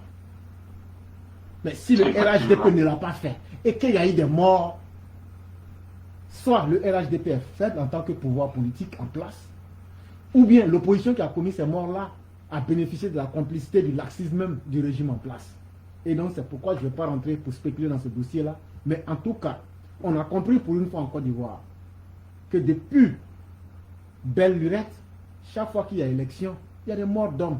Vous pensez que moi je suis suffisamment bête, je vais aller me prendre une balle dans le dos après avoir voté et me traîner chez moi pour dire non, comme je mets Alassane Ouattara là, je suis allé prendre plomb pour lui, donc quand je vais mourir, dites que je suis un martyr. Et le même politicien assis là-bas, il est en train de boire son vin blanc. Voilà l'image que vous avez fini par projeter. Surtout les cadres méchants.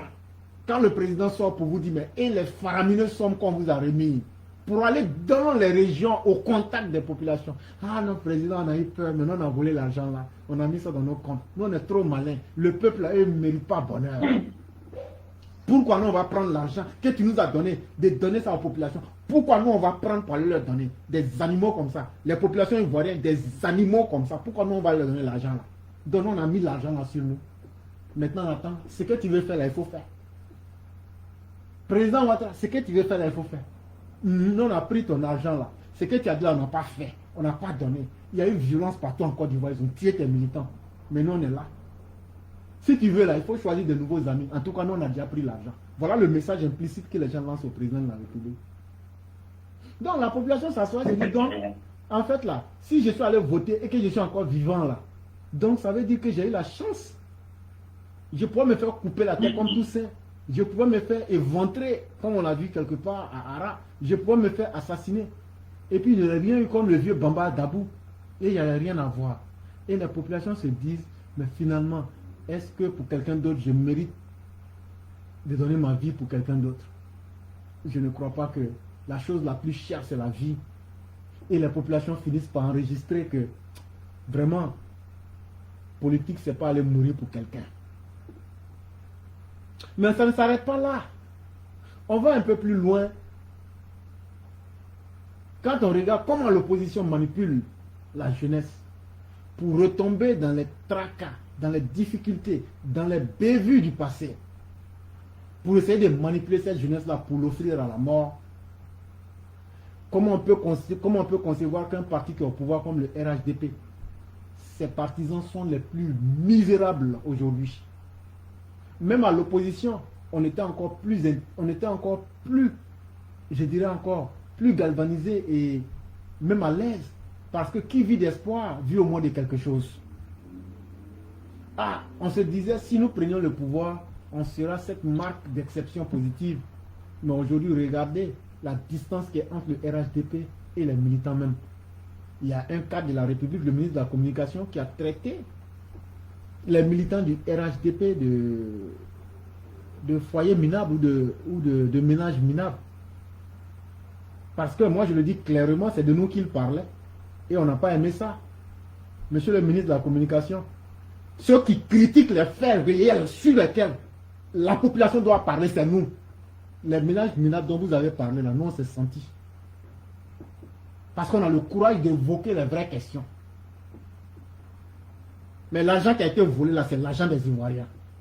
L'argent qui a été volé, là, moi, je suis un payeur d'impôts avec un numéro de compte contribuable. C'est mon argent qui a été volé.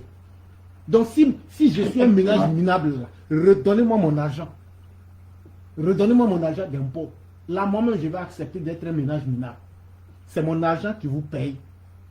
Et quand on voit des cadres de la République qui sont tombés dans la suffisance, c'est un exemple que je prends, il y a beaucoup comme ça. Quand ils sont en privé, là, ils disent, mais les militants, ah, c'est des moutons, il faut les laisser. On va les utiliser. C'est comme ça vous parlez. Il y a quoi dans la vérité pour en cacher? Quand vous vous retrouvez là, les militants, ah, eux, ce sont les moutons là, ah, ils parlent trop. Tu as une fois vu quelqu'un parler trop par plaisir? Tu as une fois vu quelqu'un, on ne lui a rien fait de grave, lui, il parle seulement. Donc, à force d'accumuler tous ces faits-là, est-ce qu'aujourd'hui on peut accuser les gens d'aller à la recherche de leur propre bonheur et de délaisser la politique. Moi, je ne dis pas forcément oui, je ne dis pas aussi non. Puisque moi-même, je suis aux États-Unis en train de chercher mon pain. Le temps que je consacre, c'est vrai que c'est un effort, mais si ça ne m'arrange pas, là, j'arrête. À la fin de la journée, là, je n'attends personne pour nourrir ma famille et s'occuper de moi. Effectivement. Et donc, c'est à cette épineuse réalité-là qu'on est confronté aujourd'hui. Si Dieu merci, les populations ont compris qu'il ne faut pas se tuer pour la politique et qu'il faut aller chercher son pain, moi je dis Dieu merci. Que les jeunes même là, ils n'ont qu'à s'intéresser à ça. Il faut qu'on désavoue les politiciens en général dans nos pays africains afin qu'ils sachent que leur rôle là, ce n'est pas de venir offrir la mort. Quand tu prends les guerres entre les Africains dans nos pays, chaque fois que tu vois des conflits dans un pays africain, c'est toujours un problème d'intérêt entre deux groupes de personnes. Et des politiciens d'ailleurs. Mais à un moment, il faut que cela s'arrête. Et si en Côte d'Ivoire, la population commence à comprendre qu'au-delà des appartenances politiques ou idéologiques, on doit d'abord préserver nos vies. On doit d'abord préserver nos intérêts. Je crois que c'est le plus important pour nous. Et quand on regarde aujourd'hui toute l'ingratitude, l'arrogance, la condescendance de certains hommes qui ne sont politiciens que parce qu'ils ont été cooptés par d'autres personnes qui ont été proches du régime, mais eux-mêmes en termes de compétences intellectuelles, en termes même d'autres capacités, ils n'en ont aucune. Mais qui deviennent des dictateurs, des tyrans, des pharaons, pire même que ceux-mêmes qui sont les dirigeants. Je vais dire, il y a des gens qui n'ont rien en termes de connaissances, ni humaines, ni intellectuelles, mais qui ont juste été cooptés par népotisme. Non, c'est le cousin du ministre, donc il faut le prendre, tu le mets au bureau là-bas. Mais Sundiata, il n'a même pas CP.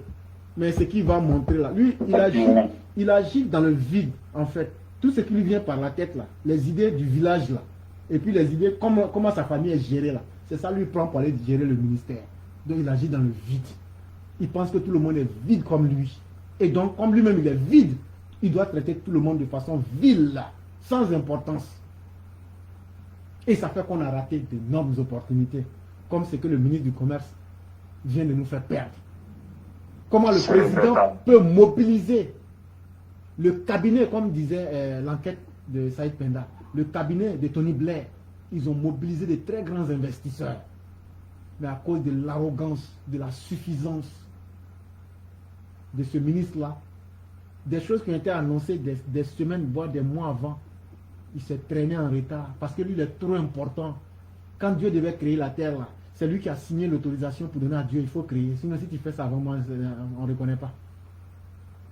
Et il n'a même pas le courage d'assumer ses méfaits. Ah non, je ne suis pas venu en retard. Tu n'es pas venu en retard. Mais il faut nous expliquer pourquoi tu es venu après tout le monde. Quand on dit retard, là, ça veut dire que tu es venu après tout le monde. C'est ça. Quand on dit retard, là, il y avait une heure qui avait été donnée. Tu n'es pas venu à l'heure. Ça s'appelle ministre. Quand tu ne connais pas le sens de quelque chose, tu te renseignes et tu prends le temps de savoir de quoi les gens sont en train de parler. Un retard, ça peut s'expliquer comme le manque de respect dans un contrat qui te lie à quelqu'un. Effectivement. Parce que toi et moi, on a un business à faire. On dit d'être là à midi, toi tu t'amènes à 15 h. Ça veut dire qu'au fond, tu ne me respectes pas. C'est que moi, j'ai tout mon temps et toi, tu n'as pas ton temps. Et donc, c'est moi qui deviens le dindon de la face. Si tu ne sais pas ce qu'on veut dire, paiement, comme vous ne payez pas facture, là, quand on t'envoie une facture, il ne faut pas payer. Il faut attendre. Quand il y aura retard, la définition de retard, là, quand ils vont couper tes factures, là, tu vas connaître ce que c'est qu'on appelle retard. C'est ce que tu as fait la dernière fois. C'est l'action d'arriver trop tard.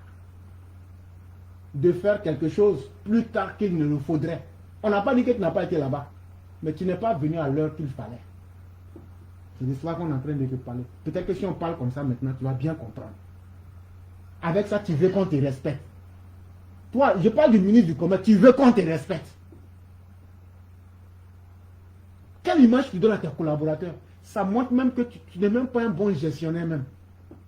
Cette simple image-là, c'est une sale image. Parce qu'ils sont allés au Togo. L'atmosphère a été complètement différente. Quelle honte! Quelle honte! Je dis 10 fois honte à vous, monsieur le ministre du Commerce. 10 fois honte à vous. Tu ne sais pas comment mobiliser des investisseurs. Le président Alassane Ouattara se déplace, il fait le travail. Toi, tu viens, tu gâtes. Quand tu as gâté là, les avantages qui allaient venir en termes de travaux, tu viens de tuer des milliers d'emplois en Côte d'Ivoire sans te rendre compte. Et demain, tu vas te faire appeler CAB. Quelle honte. Et avec ça, tu vas trouver des gens qui vont se plier en quatre devant des gens comme ça. C'est pourquoi moi, je ne peux pas respecter ces gens-là.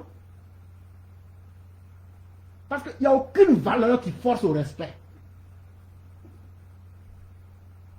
Non, ce sont les quatre, mais la Côte d'Ivoire est très mal partie. Si ça avait des gens comme ça, quand tu parles, toi tu es jaloux.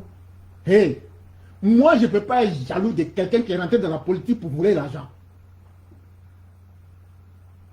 Politicien africain là, c'est pour voler l'argent. C'est quelqu'un qui a peur du travail. Quelqu'un qui a peur de travailler honnêtement pour gagner sa vie là. En Afrique, la raccourci, la politique fait partie de ça. S'il ne prend pas les armes pour devenir rebelle là, il devient politicien. Tous les politiciens en Afrique sont des voleurs. Disons la vérité. Et donc, il y a des gens qui veulent vivre de ça. C'est un choix qu'ils font. Mais il y a des gens qui ne veulent même pas vivre de cette façon. Comme moi, je ne veux pas vivre de cette façon. Donc, je n'ai ni de près ni de loin besoin d'avoir quoi que ce soit de cette façon-là. Et donc, vous arrêtez les fuites en avant. Personne n'est jaloux de vous. Vous êtes à un poste de responsabilité publique. Et quand vous assumez d'être là, il faut que vous agissiez dans l'intérêt du peuple. Vous ne pouvez pas gâter des milliers d'emplois qui auraient pu être créés et venir nous dire que non, ah non, ils sont jaloux de moi, enfin on ne m'aime pas. Tu es femme, on va t'aimer. Tu es jolie, on va t'aimer. Et qui t'a dit même qu'on a le temps pour t'aimer? C'est pas nous on t'a forcé à prendre le poste. Je parle de tous les politiciens en général. C'est pas nous on t'a forcé à accepter le poste de ministre là. Travail qu'on t'a dit de faire là, c'est ça qu'on a dit de faire. Sinon le reste que tu dis là, nous on s'en fout de ça. Ceux qui travaillent et qui font montre de leurs compétences, pourquoi on ne les critique pas? Pourquoi on ne juge pas leurs actions? Mais quand le sens de l'irresponsabilité finit par prédominer, c'est la chose la plus inacceptable. Et là, tu ne trouveras personne au sein de leur RHDP pour dire que c'est que le ministre a fait mauvais. Hein. C'est comme si ça n'a jamais existé. Tellement les gens sont indignes, tellement les gens sont sans cause. Bon, c'est vrai qu'il y a beaucoup de moutons qui ne peuvent même pas analyser un simple sujet comme disait le roi du printemps. Ils ne peuvent même pas lire un article et décoder l'article. Ils ne peuvent même pas réfléchir eux-mêmes et faire de la projection. Ils ne peuvent même pas réfléchir sur quelque chose qui est déjà là. Ils sont dans le troupeau en train de suivre tout le monde. Ah, comme on dit aujourd'hui, c'est ça là qui est intéressant. Ça fait peut-être 007. Regardez-moi des lamentables que vous êtes. Vous êtes comme des moutons dans un troupeau en train d'évoluer avec les autres moutons. Alors que les vraies questions sont là. Abordez les vraies questions. Montrez à ces cadres et à ceux qui sont les gestionnaires de la chose publique, montrez-leur leur vraie place. Montrez, nous, on n'est pas prêt à s'amuser avec quelqu'un. Nous, on ne va pas s'amuser avec quelqu'un.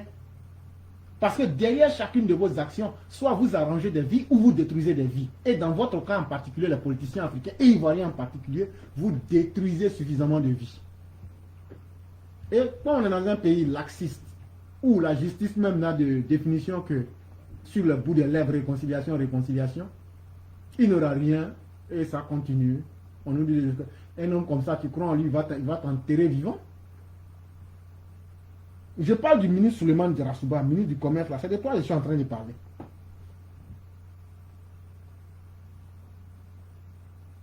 Essayez de vous repentir et essayez de faire vos différentes activités avec beaucoup de conscience professionnelle. Quand l'éthique et la morale manquent en toute chose, ça devient de l'inutile. Et on ne trouve personne pour pouvoir en parler. C'est comme s'il n'y avait rien eu. Alors que l'article était là devant tout le monde. Mais vous courez derrière eux là. Ils vous en ont quoi et puis votre vie est mieux que pour nous. Vous les cyber-moutons là, qui courez chaque jour derrière vos cadres là. Bon, venez nous dire, vous avez fait tout ça là, mais vous n'avez même pas maison que vous avez construit à Abidjan pour dormir dedans. Ah non, quand je suis parti, on m'a donné, mais toi tu n'as pas honte à 50 ans, 60 ans. Toi c'est quelqu'un qui fait sacrifice de chambre, toi tu dors dedans. Quel malheur. Même si ta maison, c'est une maison en banco là, il n'y a pas plus de dignité pour un homme, pour un être humain, que de dire, je suis allé dans mon pays, j'ai dormi chez moi-même. Mais quand tu as choisi une vie moutonnière, à courir derrière les autres, tu ne seras jamais un berger. Donc toi, ta maman, ton papa, eux, ils ont fait tout ça là. Tout ça là.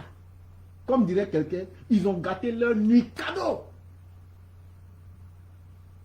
Ton papa et ta maman ont gâté plein de nuits cadeaux pour que toi, pour que ça devienne comme ça. Après encore, il a souffert 9 mois, craché, vomi, tout. C'est l'enfant là qui est né comme ça. Et puis l'enfant là est devenu mouton RHDP. Et puis il suit son berger. Mais lui-même ne s'est jamais dit qu'il peut devenir un berger. À défaut d'être un berger là, il faut au moins essayer de t'arrêter pour que ton berger, même lui-même, il s'interroge. C'est vraiment important. Et c'est tout ça qui fait qu'aujourd'hui, les gens ne s'intéressent pas, les gens ne vont pas. Ça a été un échec. Le recensement, l'inscription sur la liste, ça a été un échec. Voilà pourquoi ils ont relancé. Effectivement. Mais pourquoi ça a été un échec?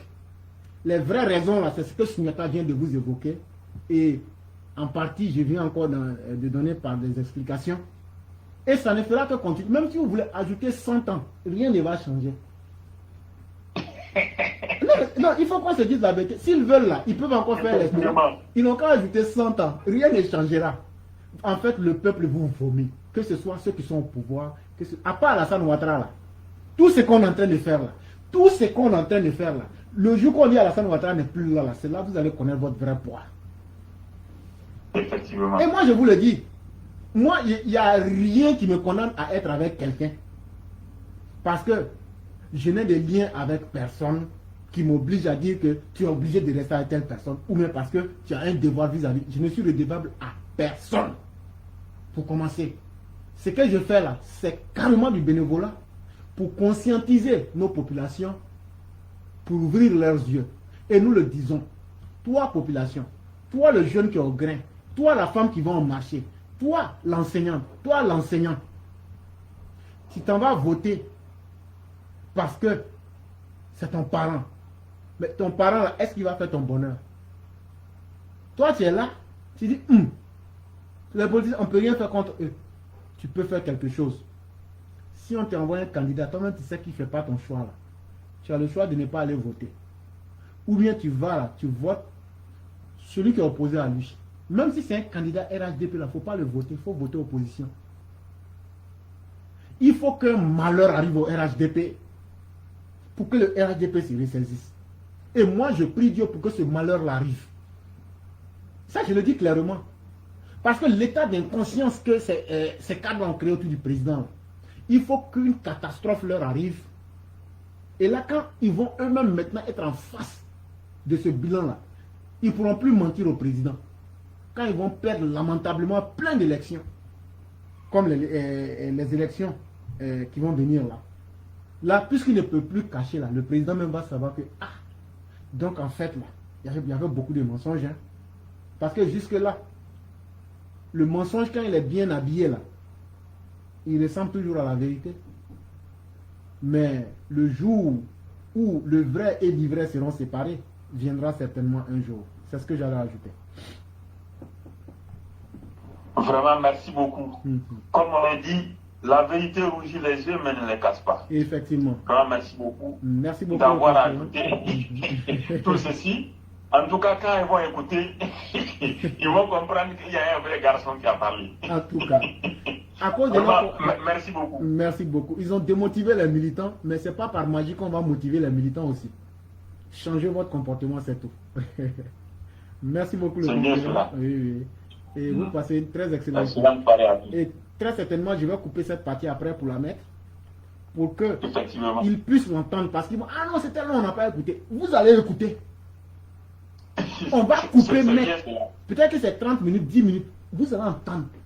Ça fait 32 minutes maintenant. Voilà, ils vont entendre. Quand on va finir, on va couper pour mettre. Ok. Merci beaucoup. Merci également et très excellente soirée à tout le monde du côté d'Abidjan. Merci bien. Merci beaucoup.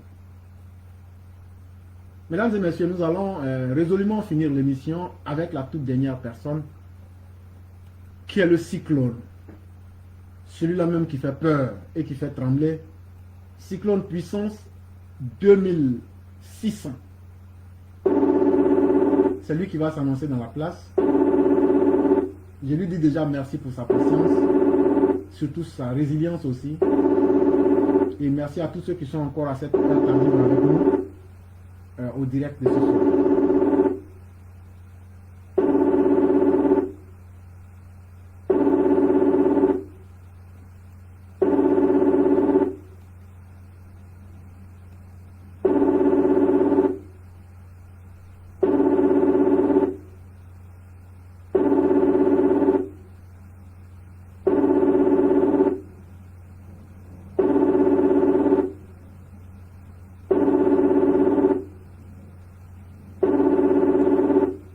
Ok, mesdames et messieurs, malheureusement, on n'arrive pas à voir le cyclone. On va encore essayer une ou deux fois. Et si nous n'arrivons pas à la voir, on va donc mettre fin au direct. Peut-être certainement qu'il est occupé. Et on va essayer encore une ou deux fois et mettre directement fin au direct.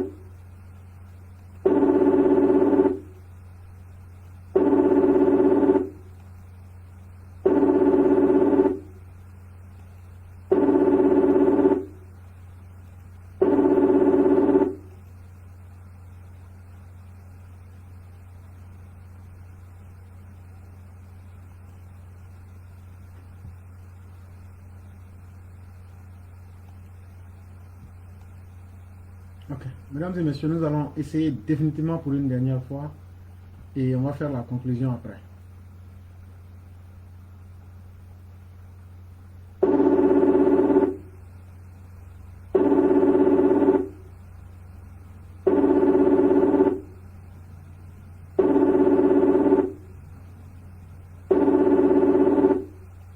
Ok, on n'aura pas pu avoir le cyclone ce soir et certainement qu'il doit être occupé ou peut-être qu'il y a des dysfonctionnements même de la ligne.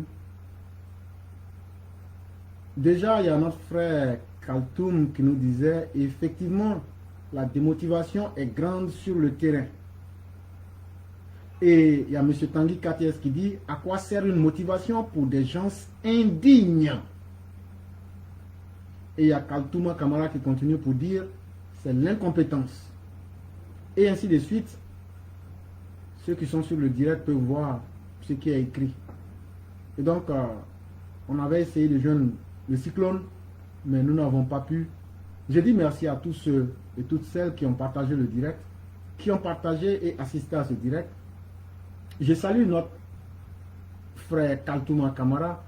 Je salue le roi du printemps, Kone Adama, notre mère Fofana Kadi. Je salue Berthe Abdoulaye lui-même. Je salue aussi M. Oumar Koulibaly, sans oublier M. Zana Ridwan. Je salue Sangaré Amara, sans oublier notre mère bien-aimée, efficace et combattante, notre mère Martine Théa, M. Ahmed Doumia, et notre mère belle comme pas permis, Massobe Marina Fadiga, que je salue avec tout le respect. Et j'allais saluer définitivement notre frère Yaya Traoré. Mesdames et messieurs, nous sommes à la fin du direct de ce soir. Aujourd'hui, c'était le 9 décembre 2022. Merci à tous ceux qui nous ont suivis. Merci à tous ceux qui ont partagé. Demain sera certainement un autre jour. Nous vous disons extrêmement merci. Et nous vous souhaitons sur ce une bonne nuit dans les grâces et dans les mansuétudes divines. Merci à chacun et à chacune. Et à nous retrouver très certainement demain. Et comme je le disais, demain, nous avons des sujets très intéressants. Demain, nous parlerons en premier sujet, le procès de l'attentat des terroristes de Grand Bassam. À quoi est-ce qu'il faut s'attendre?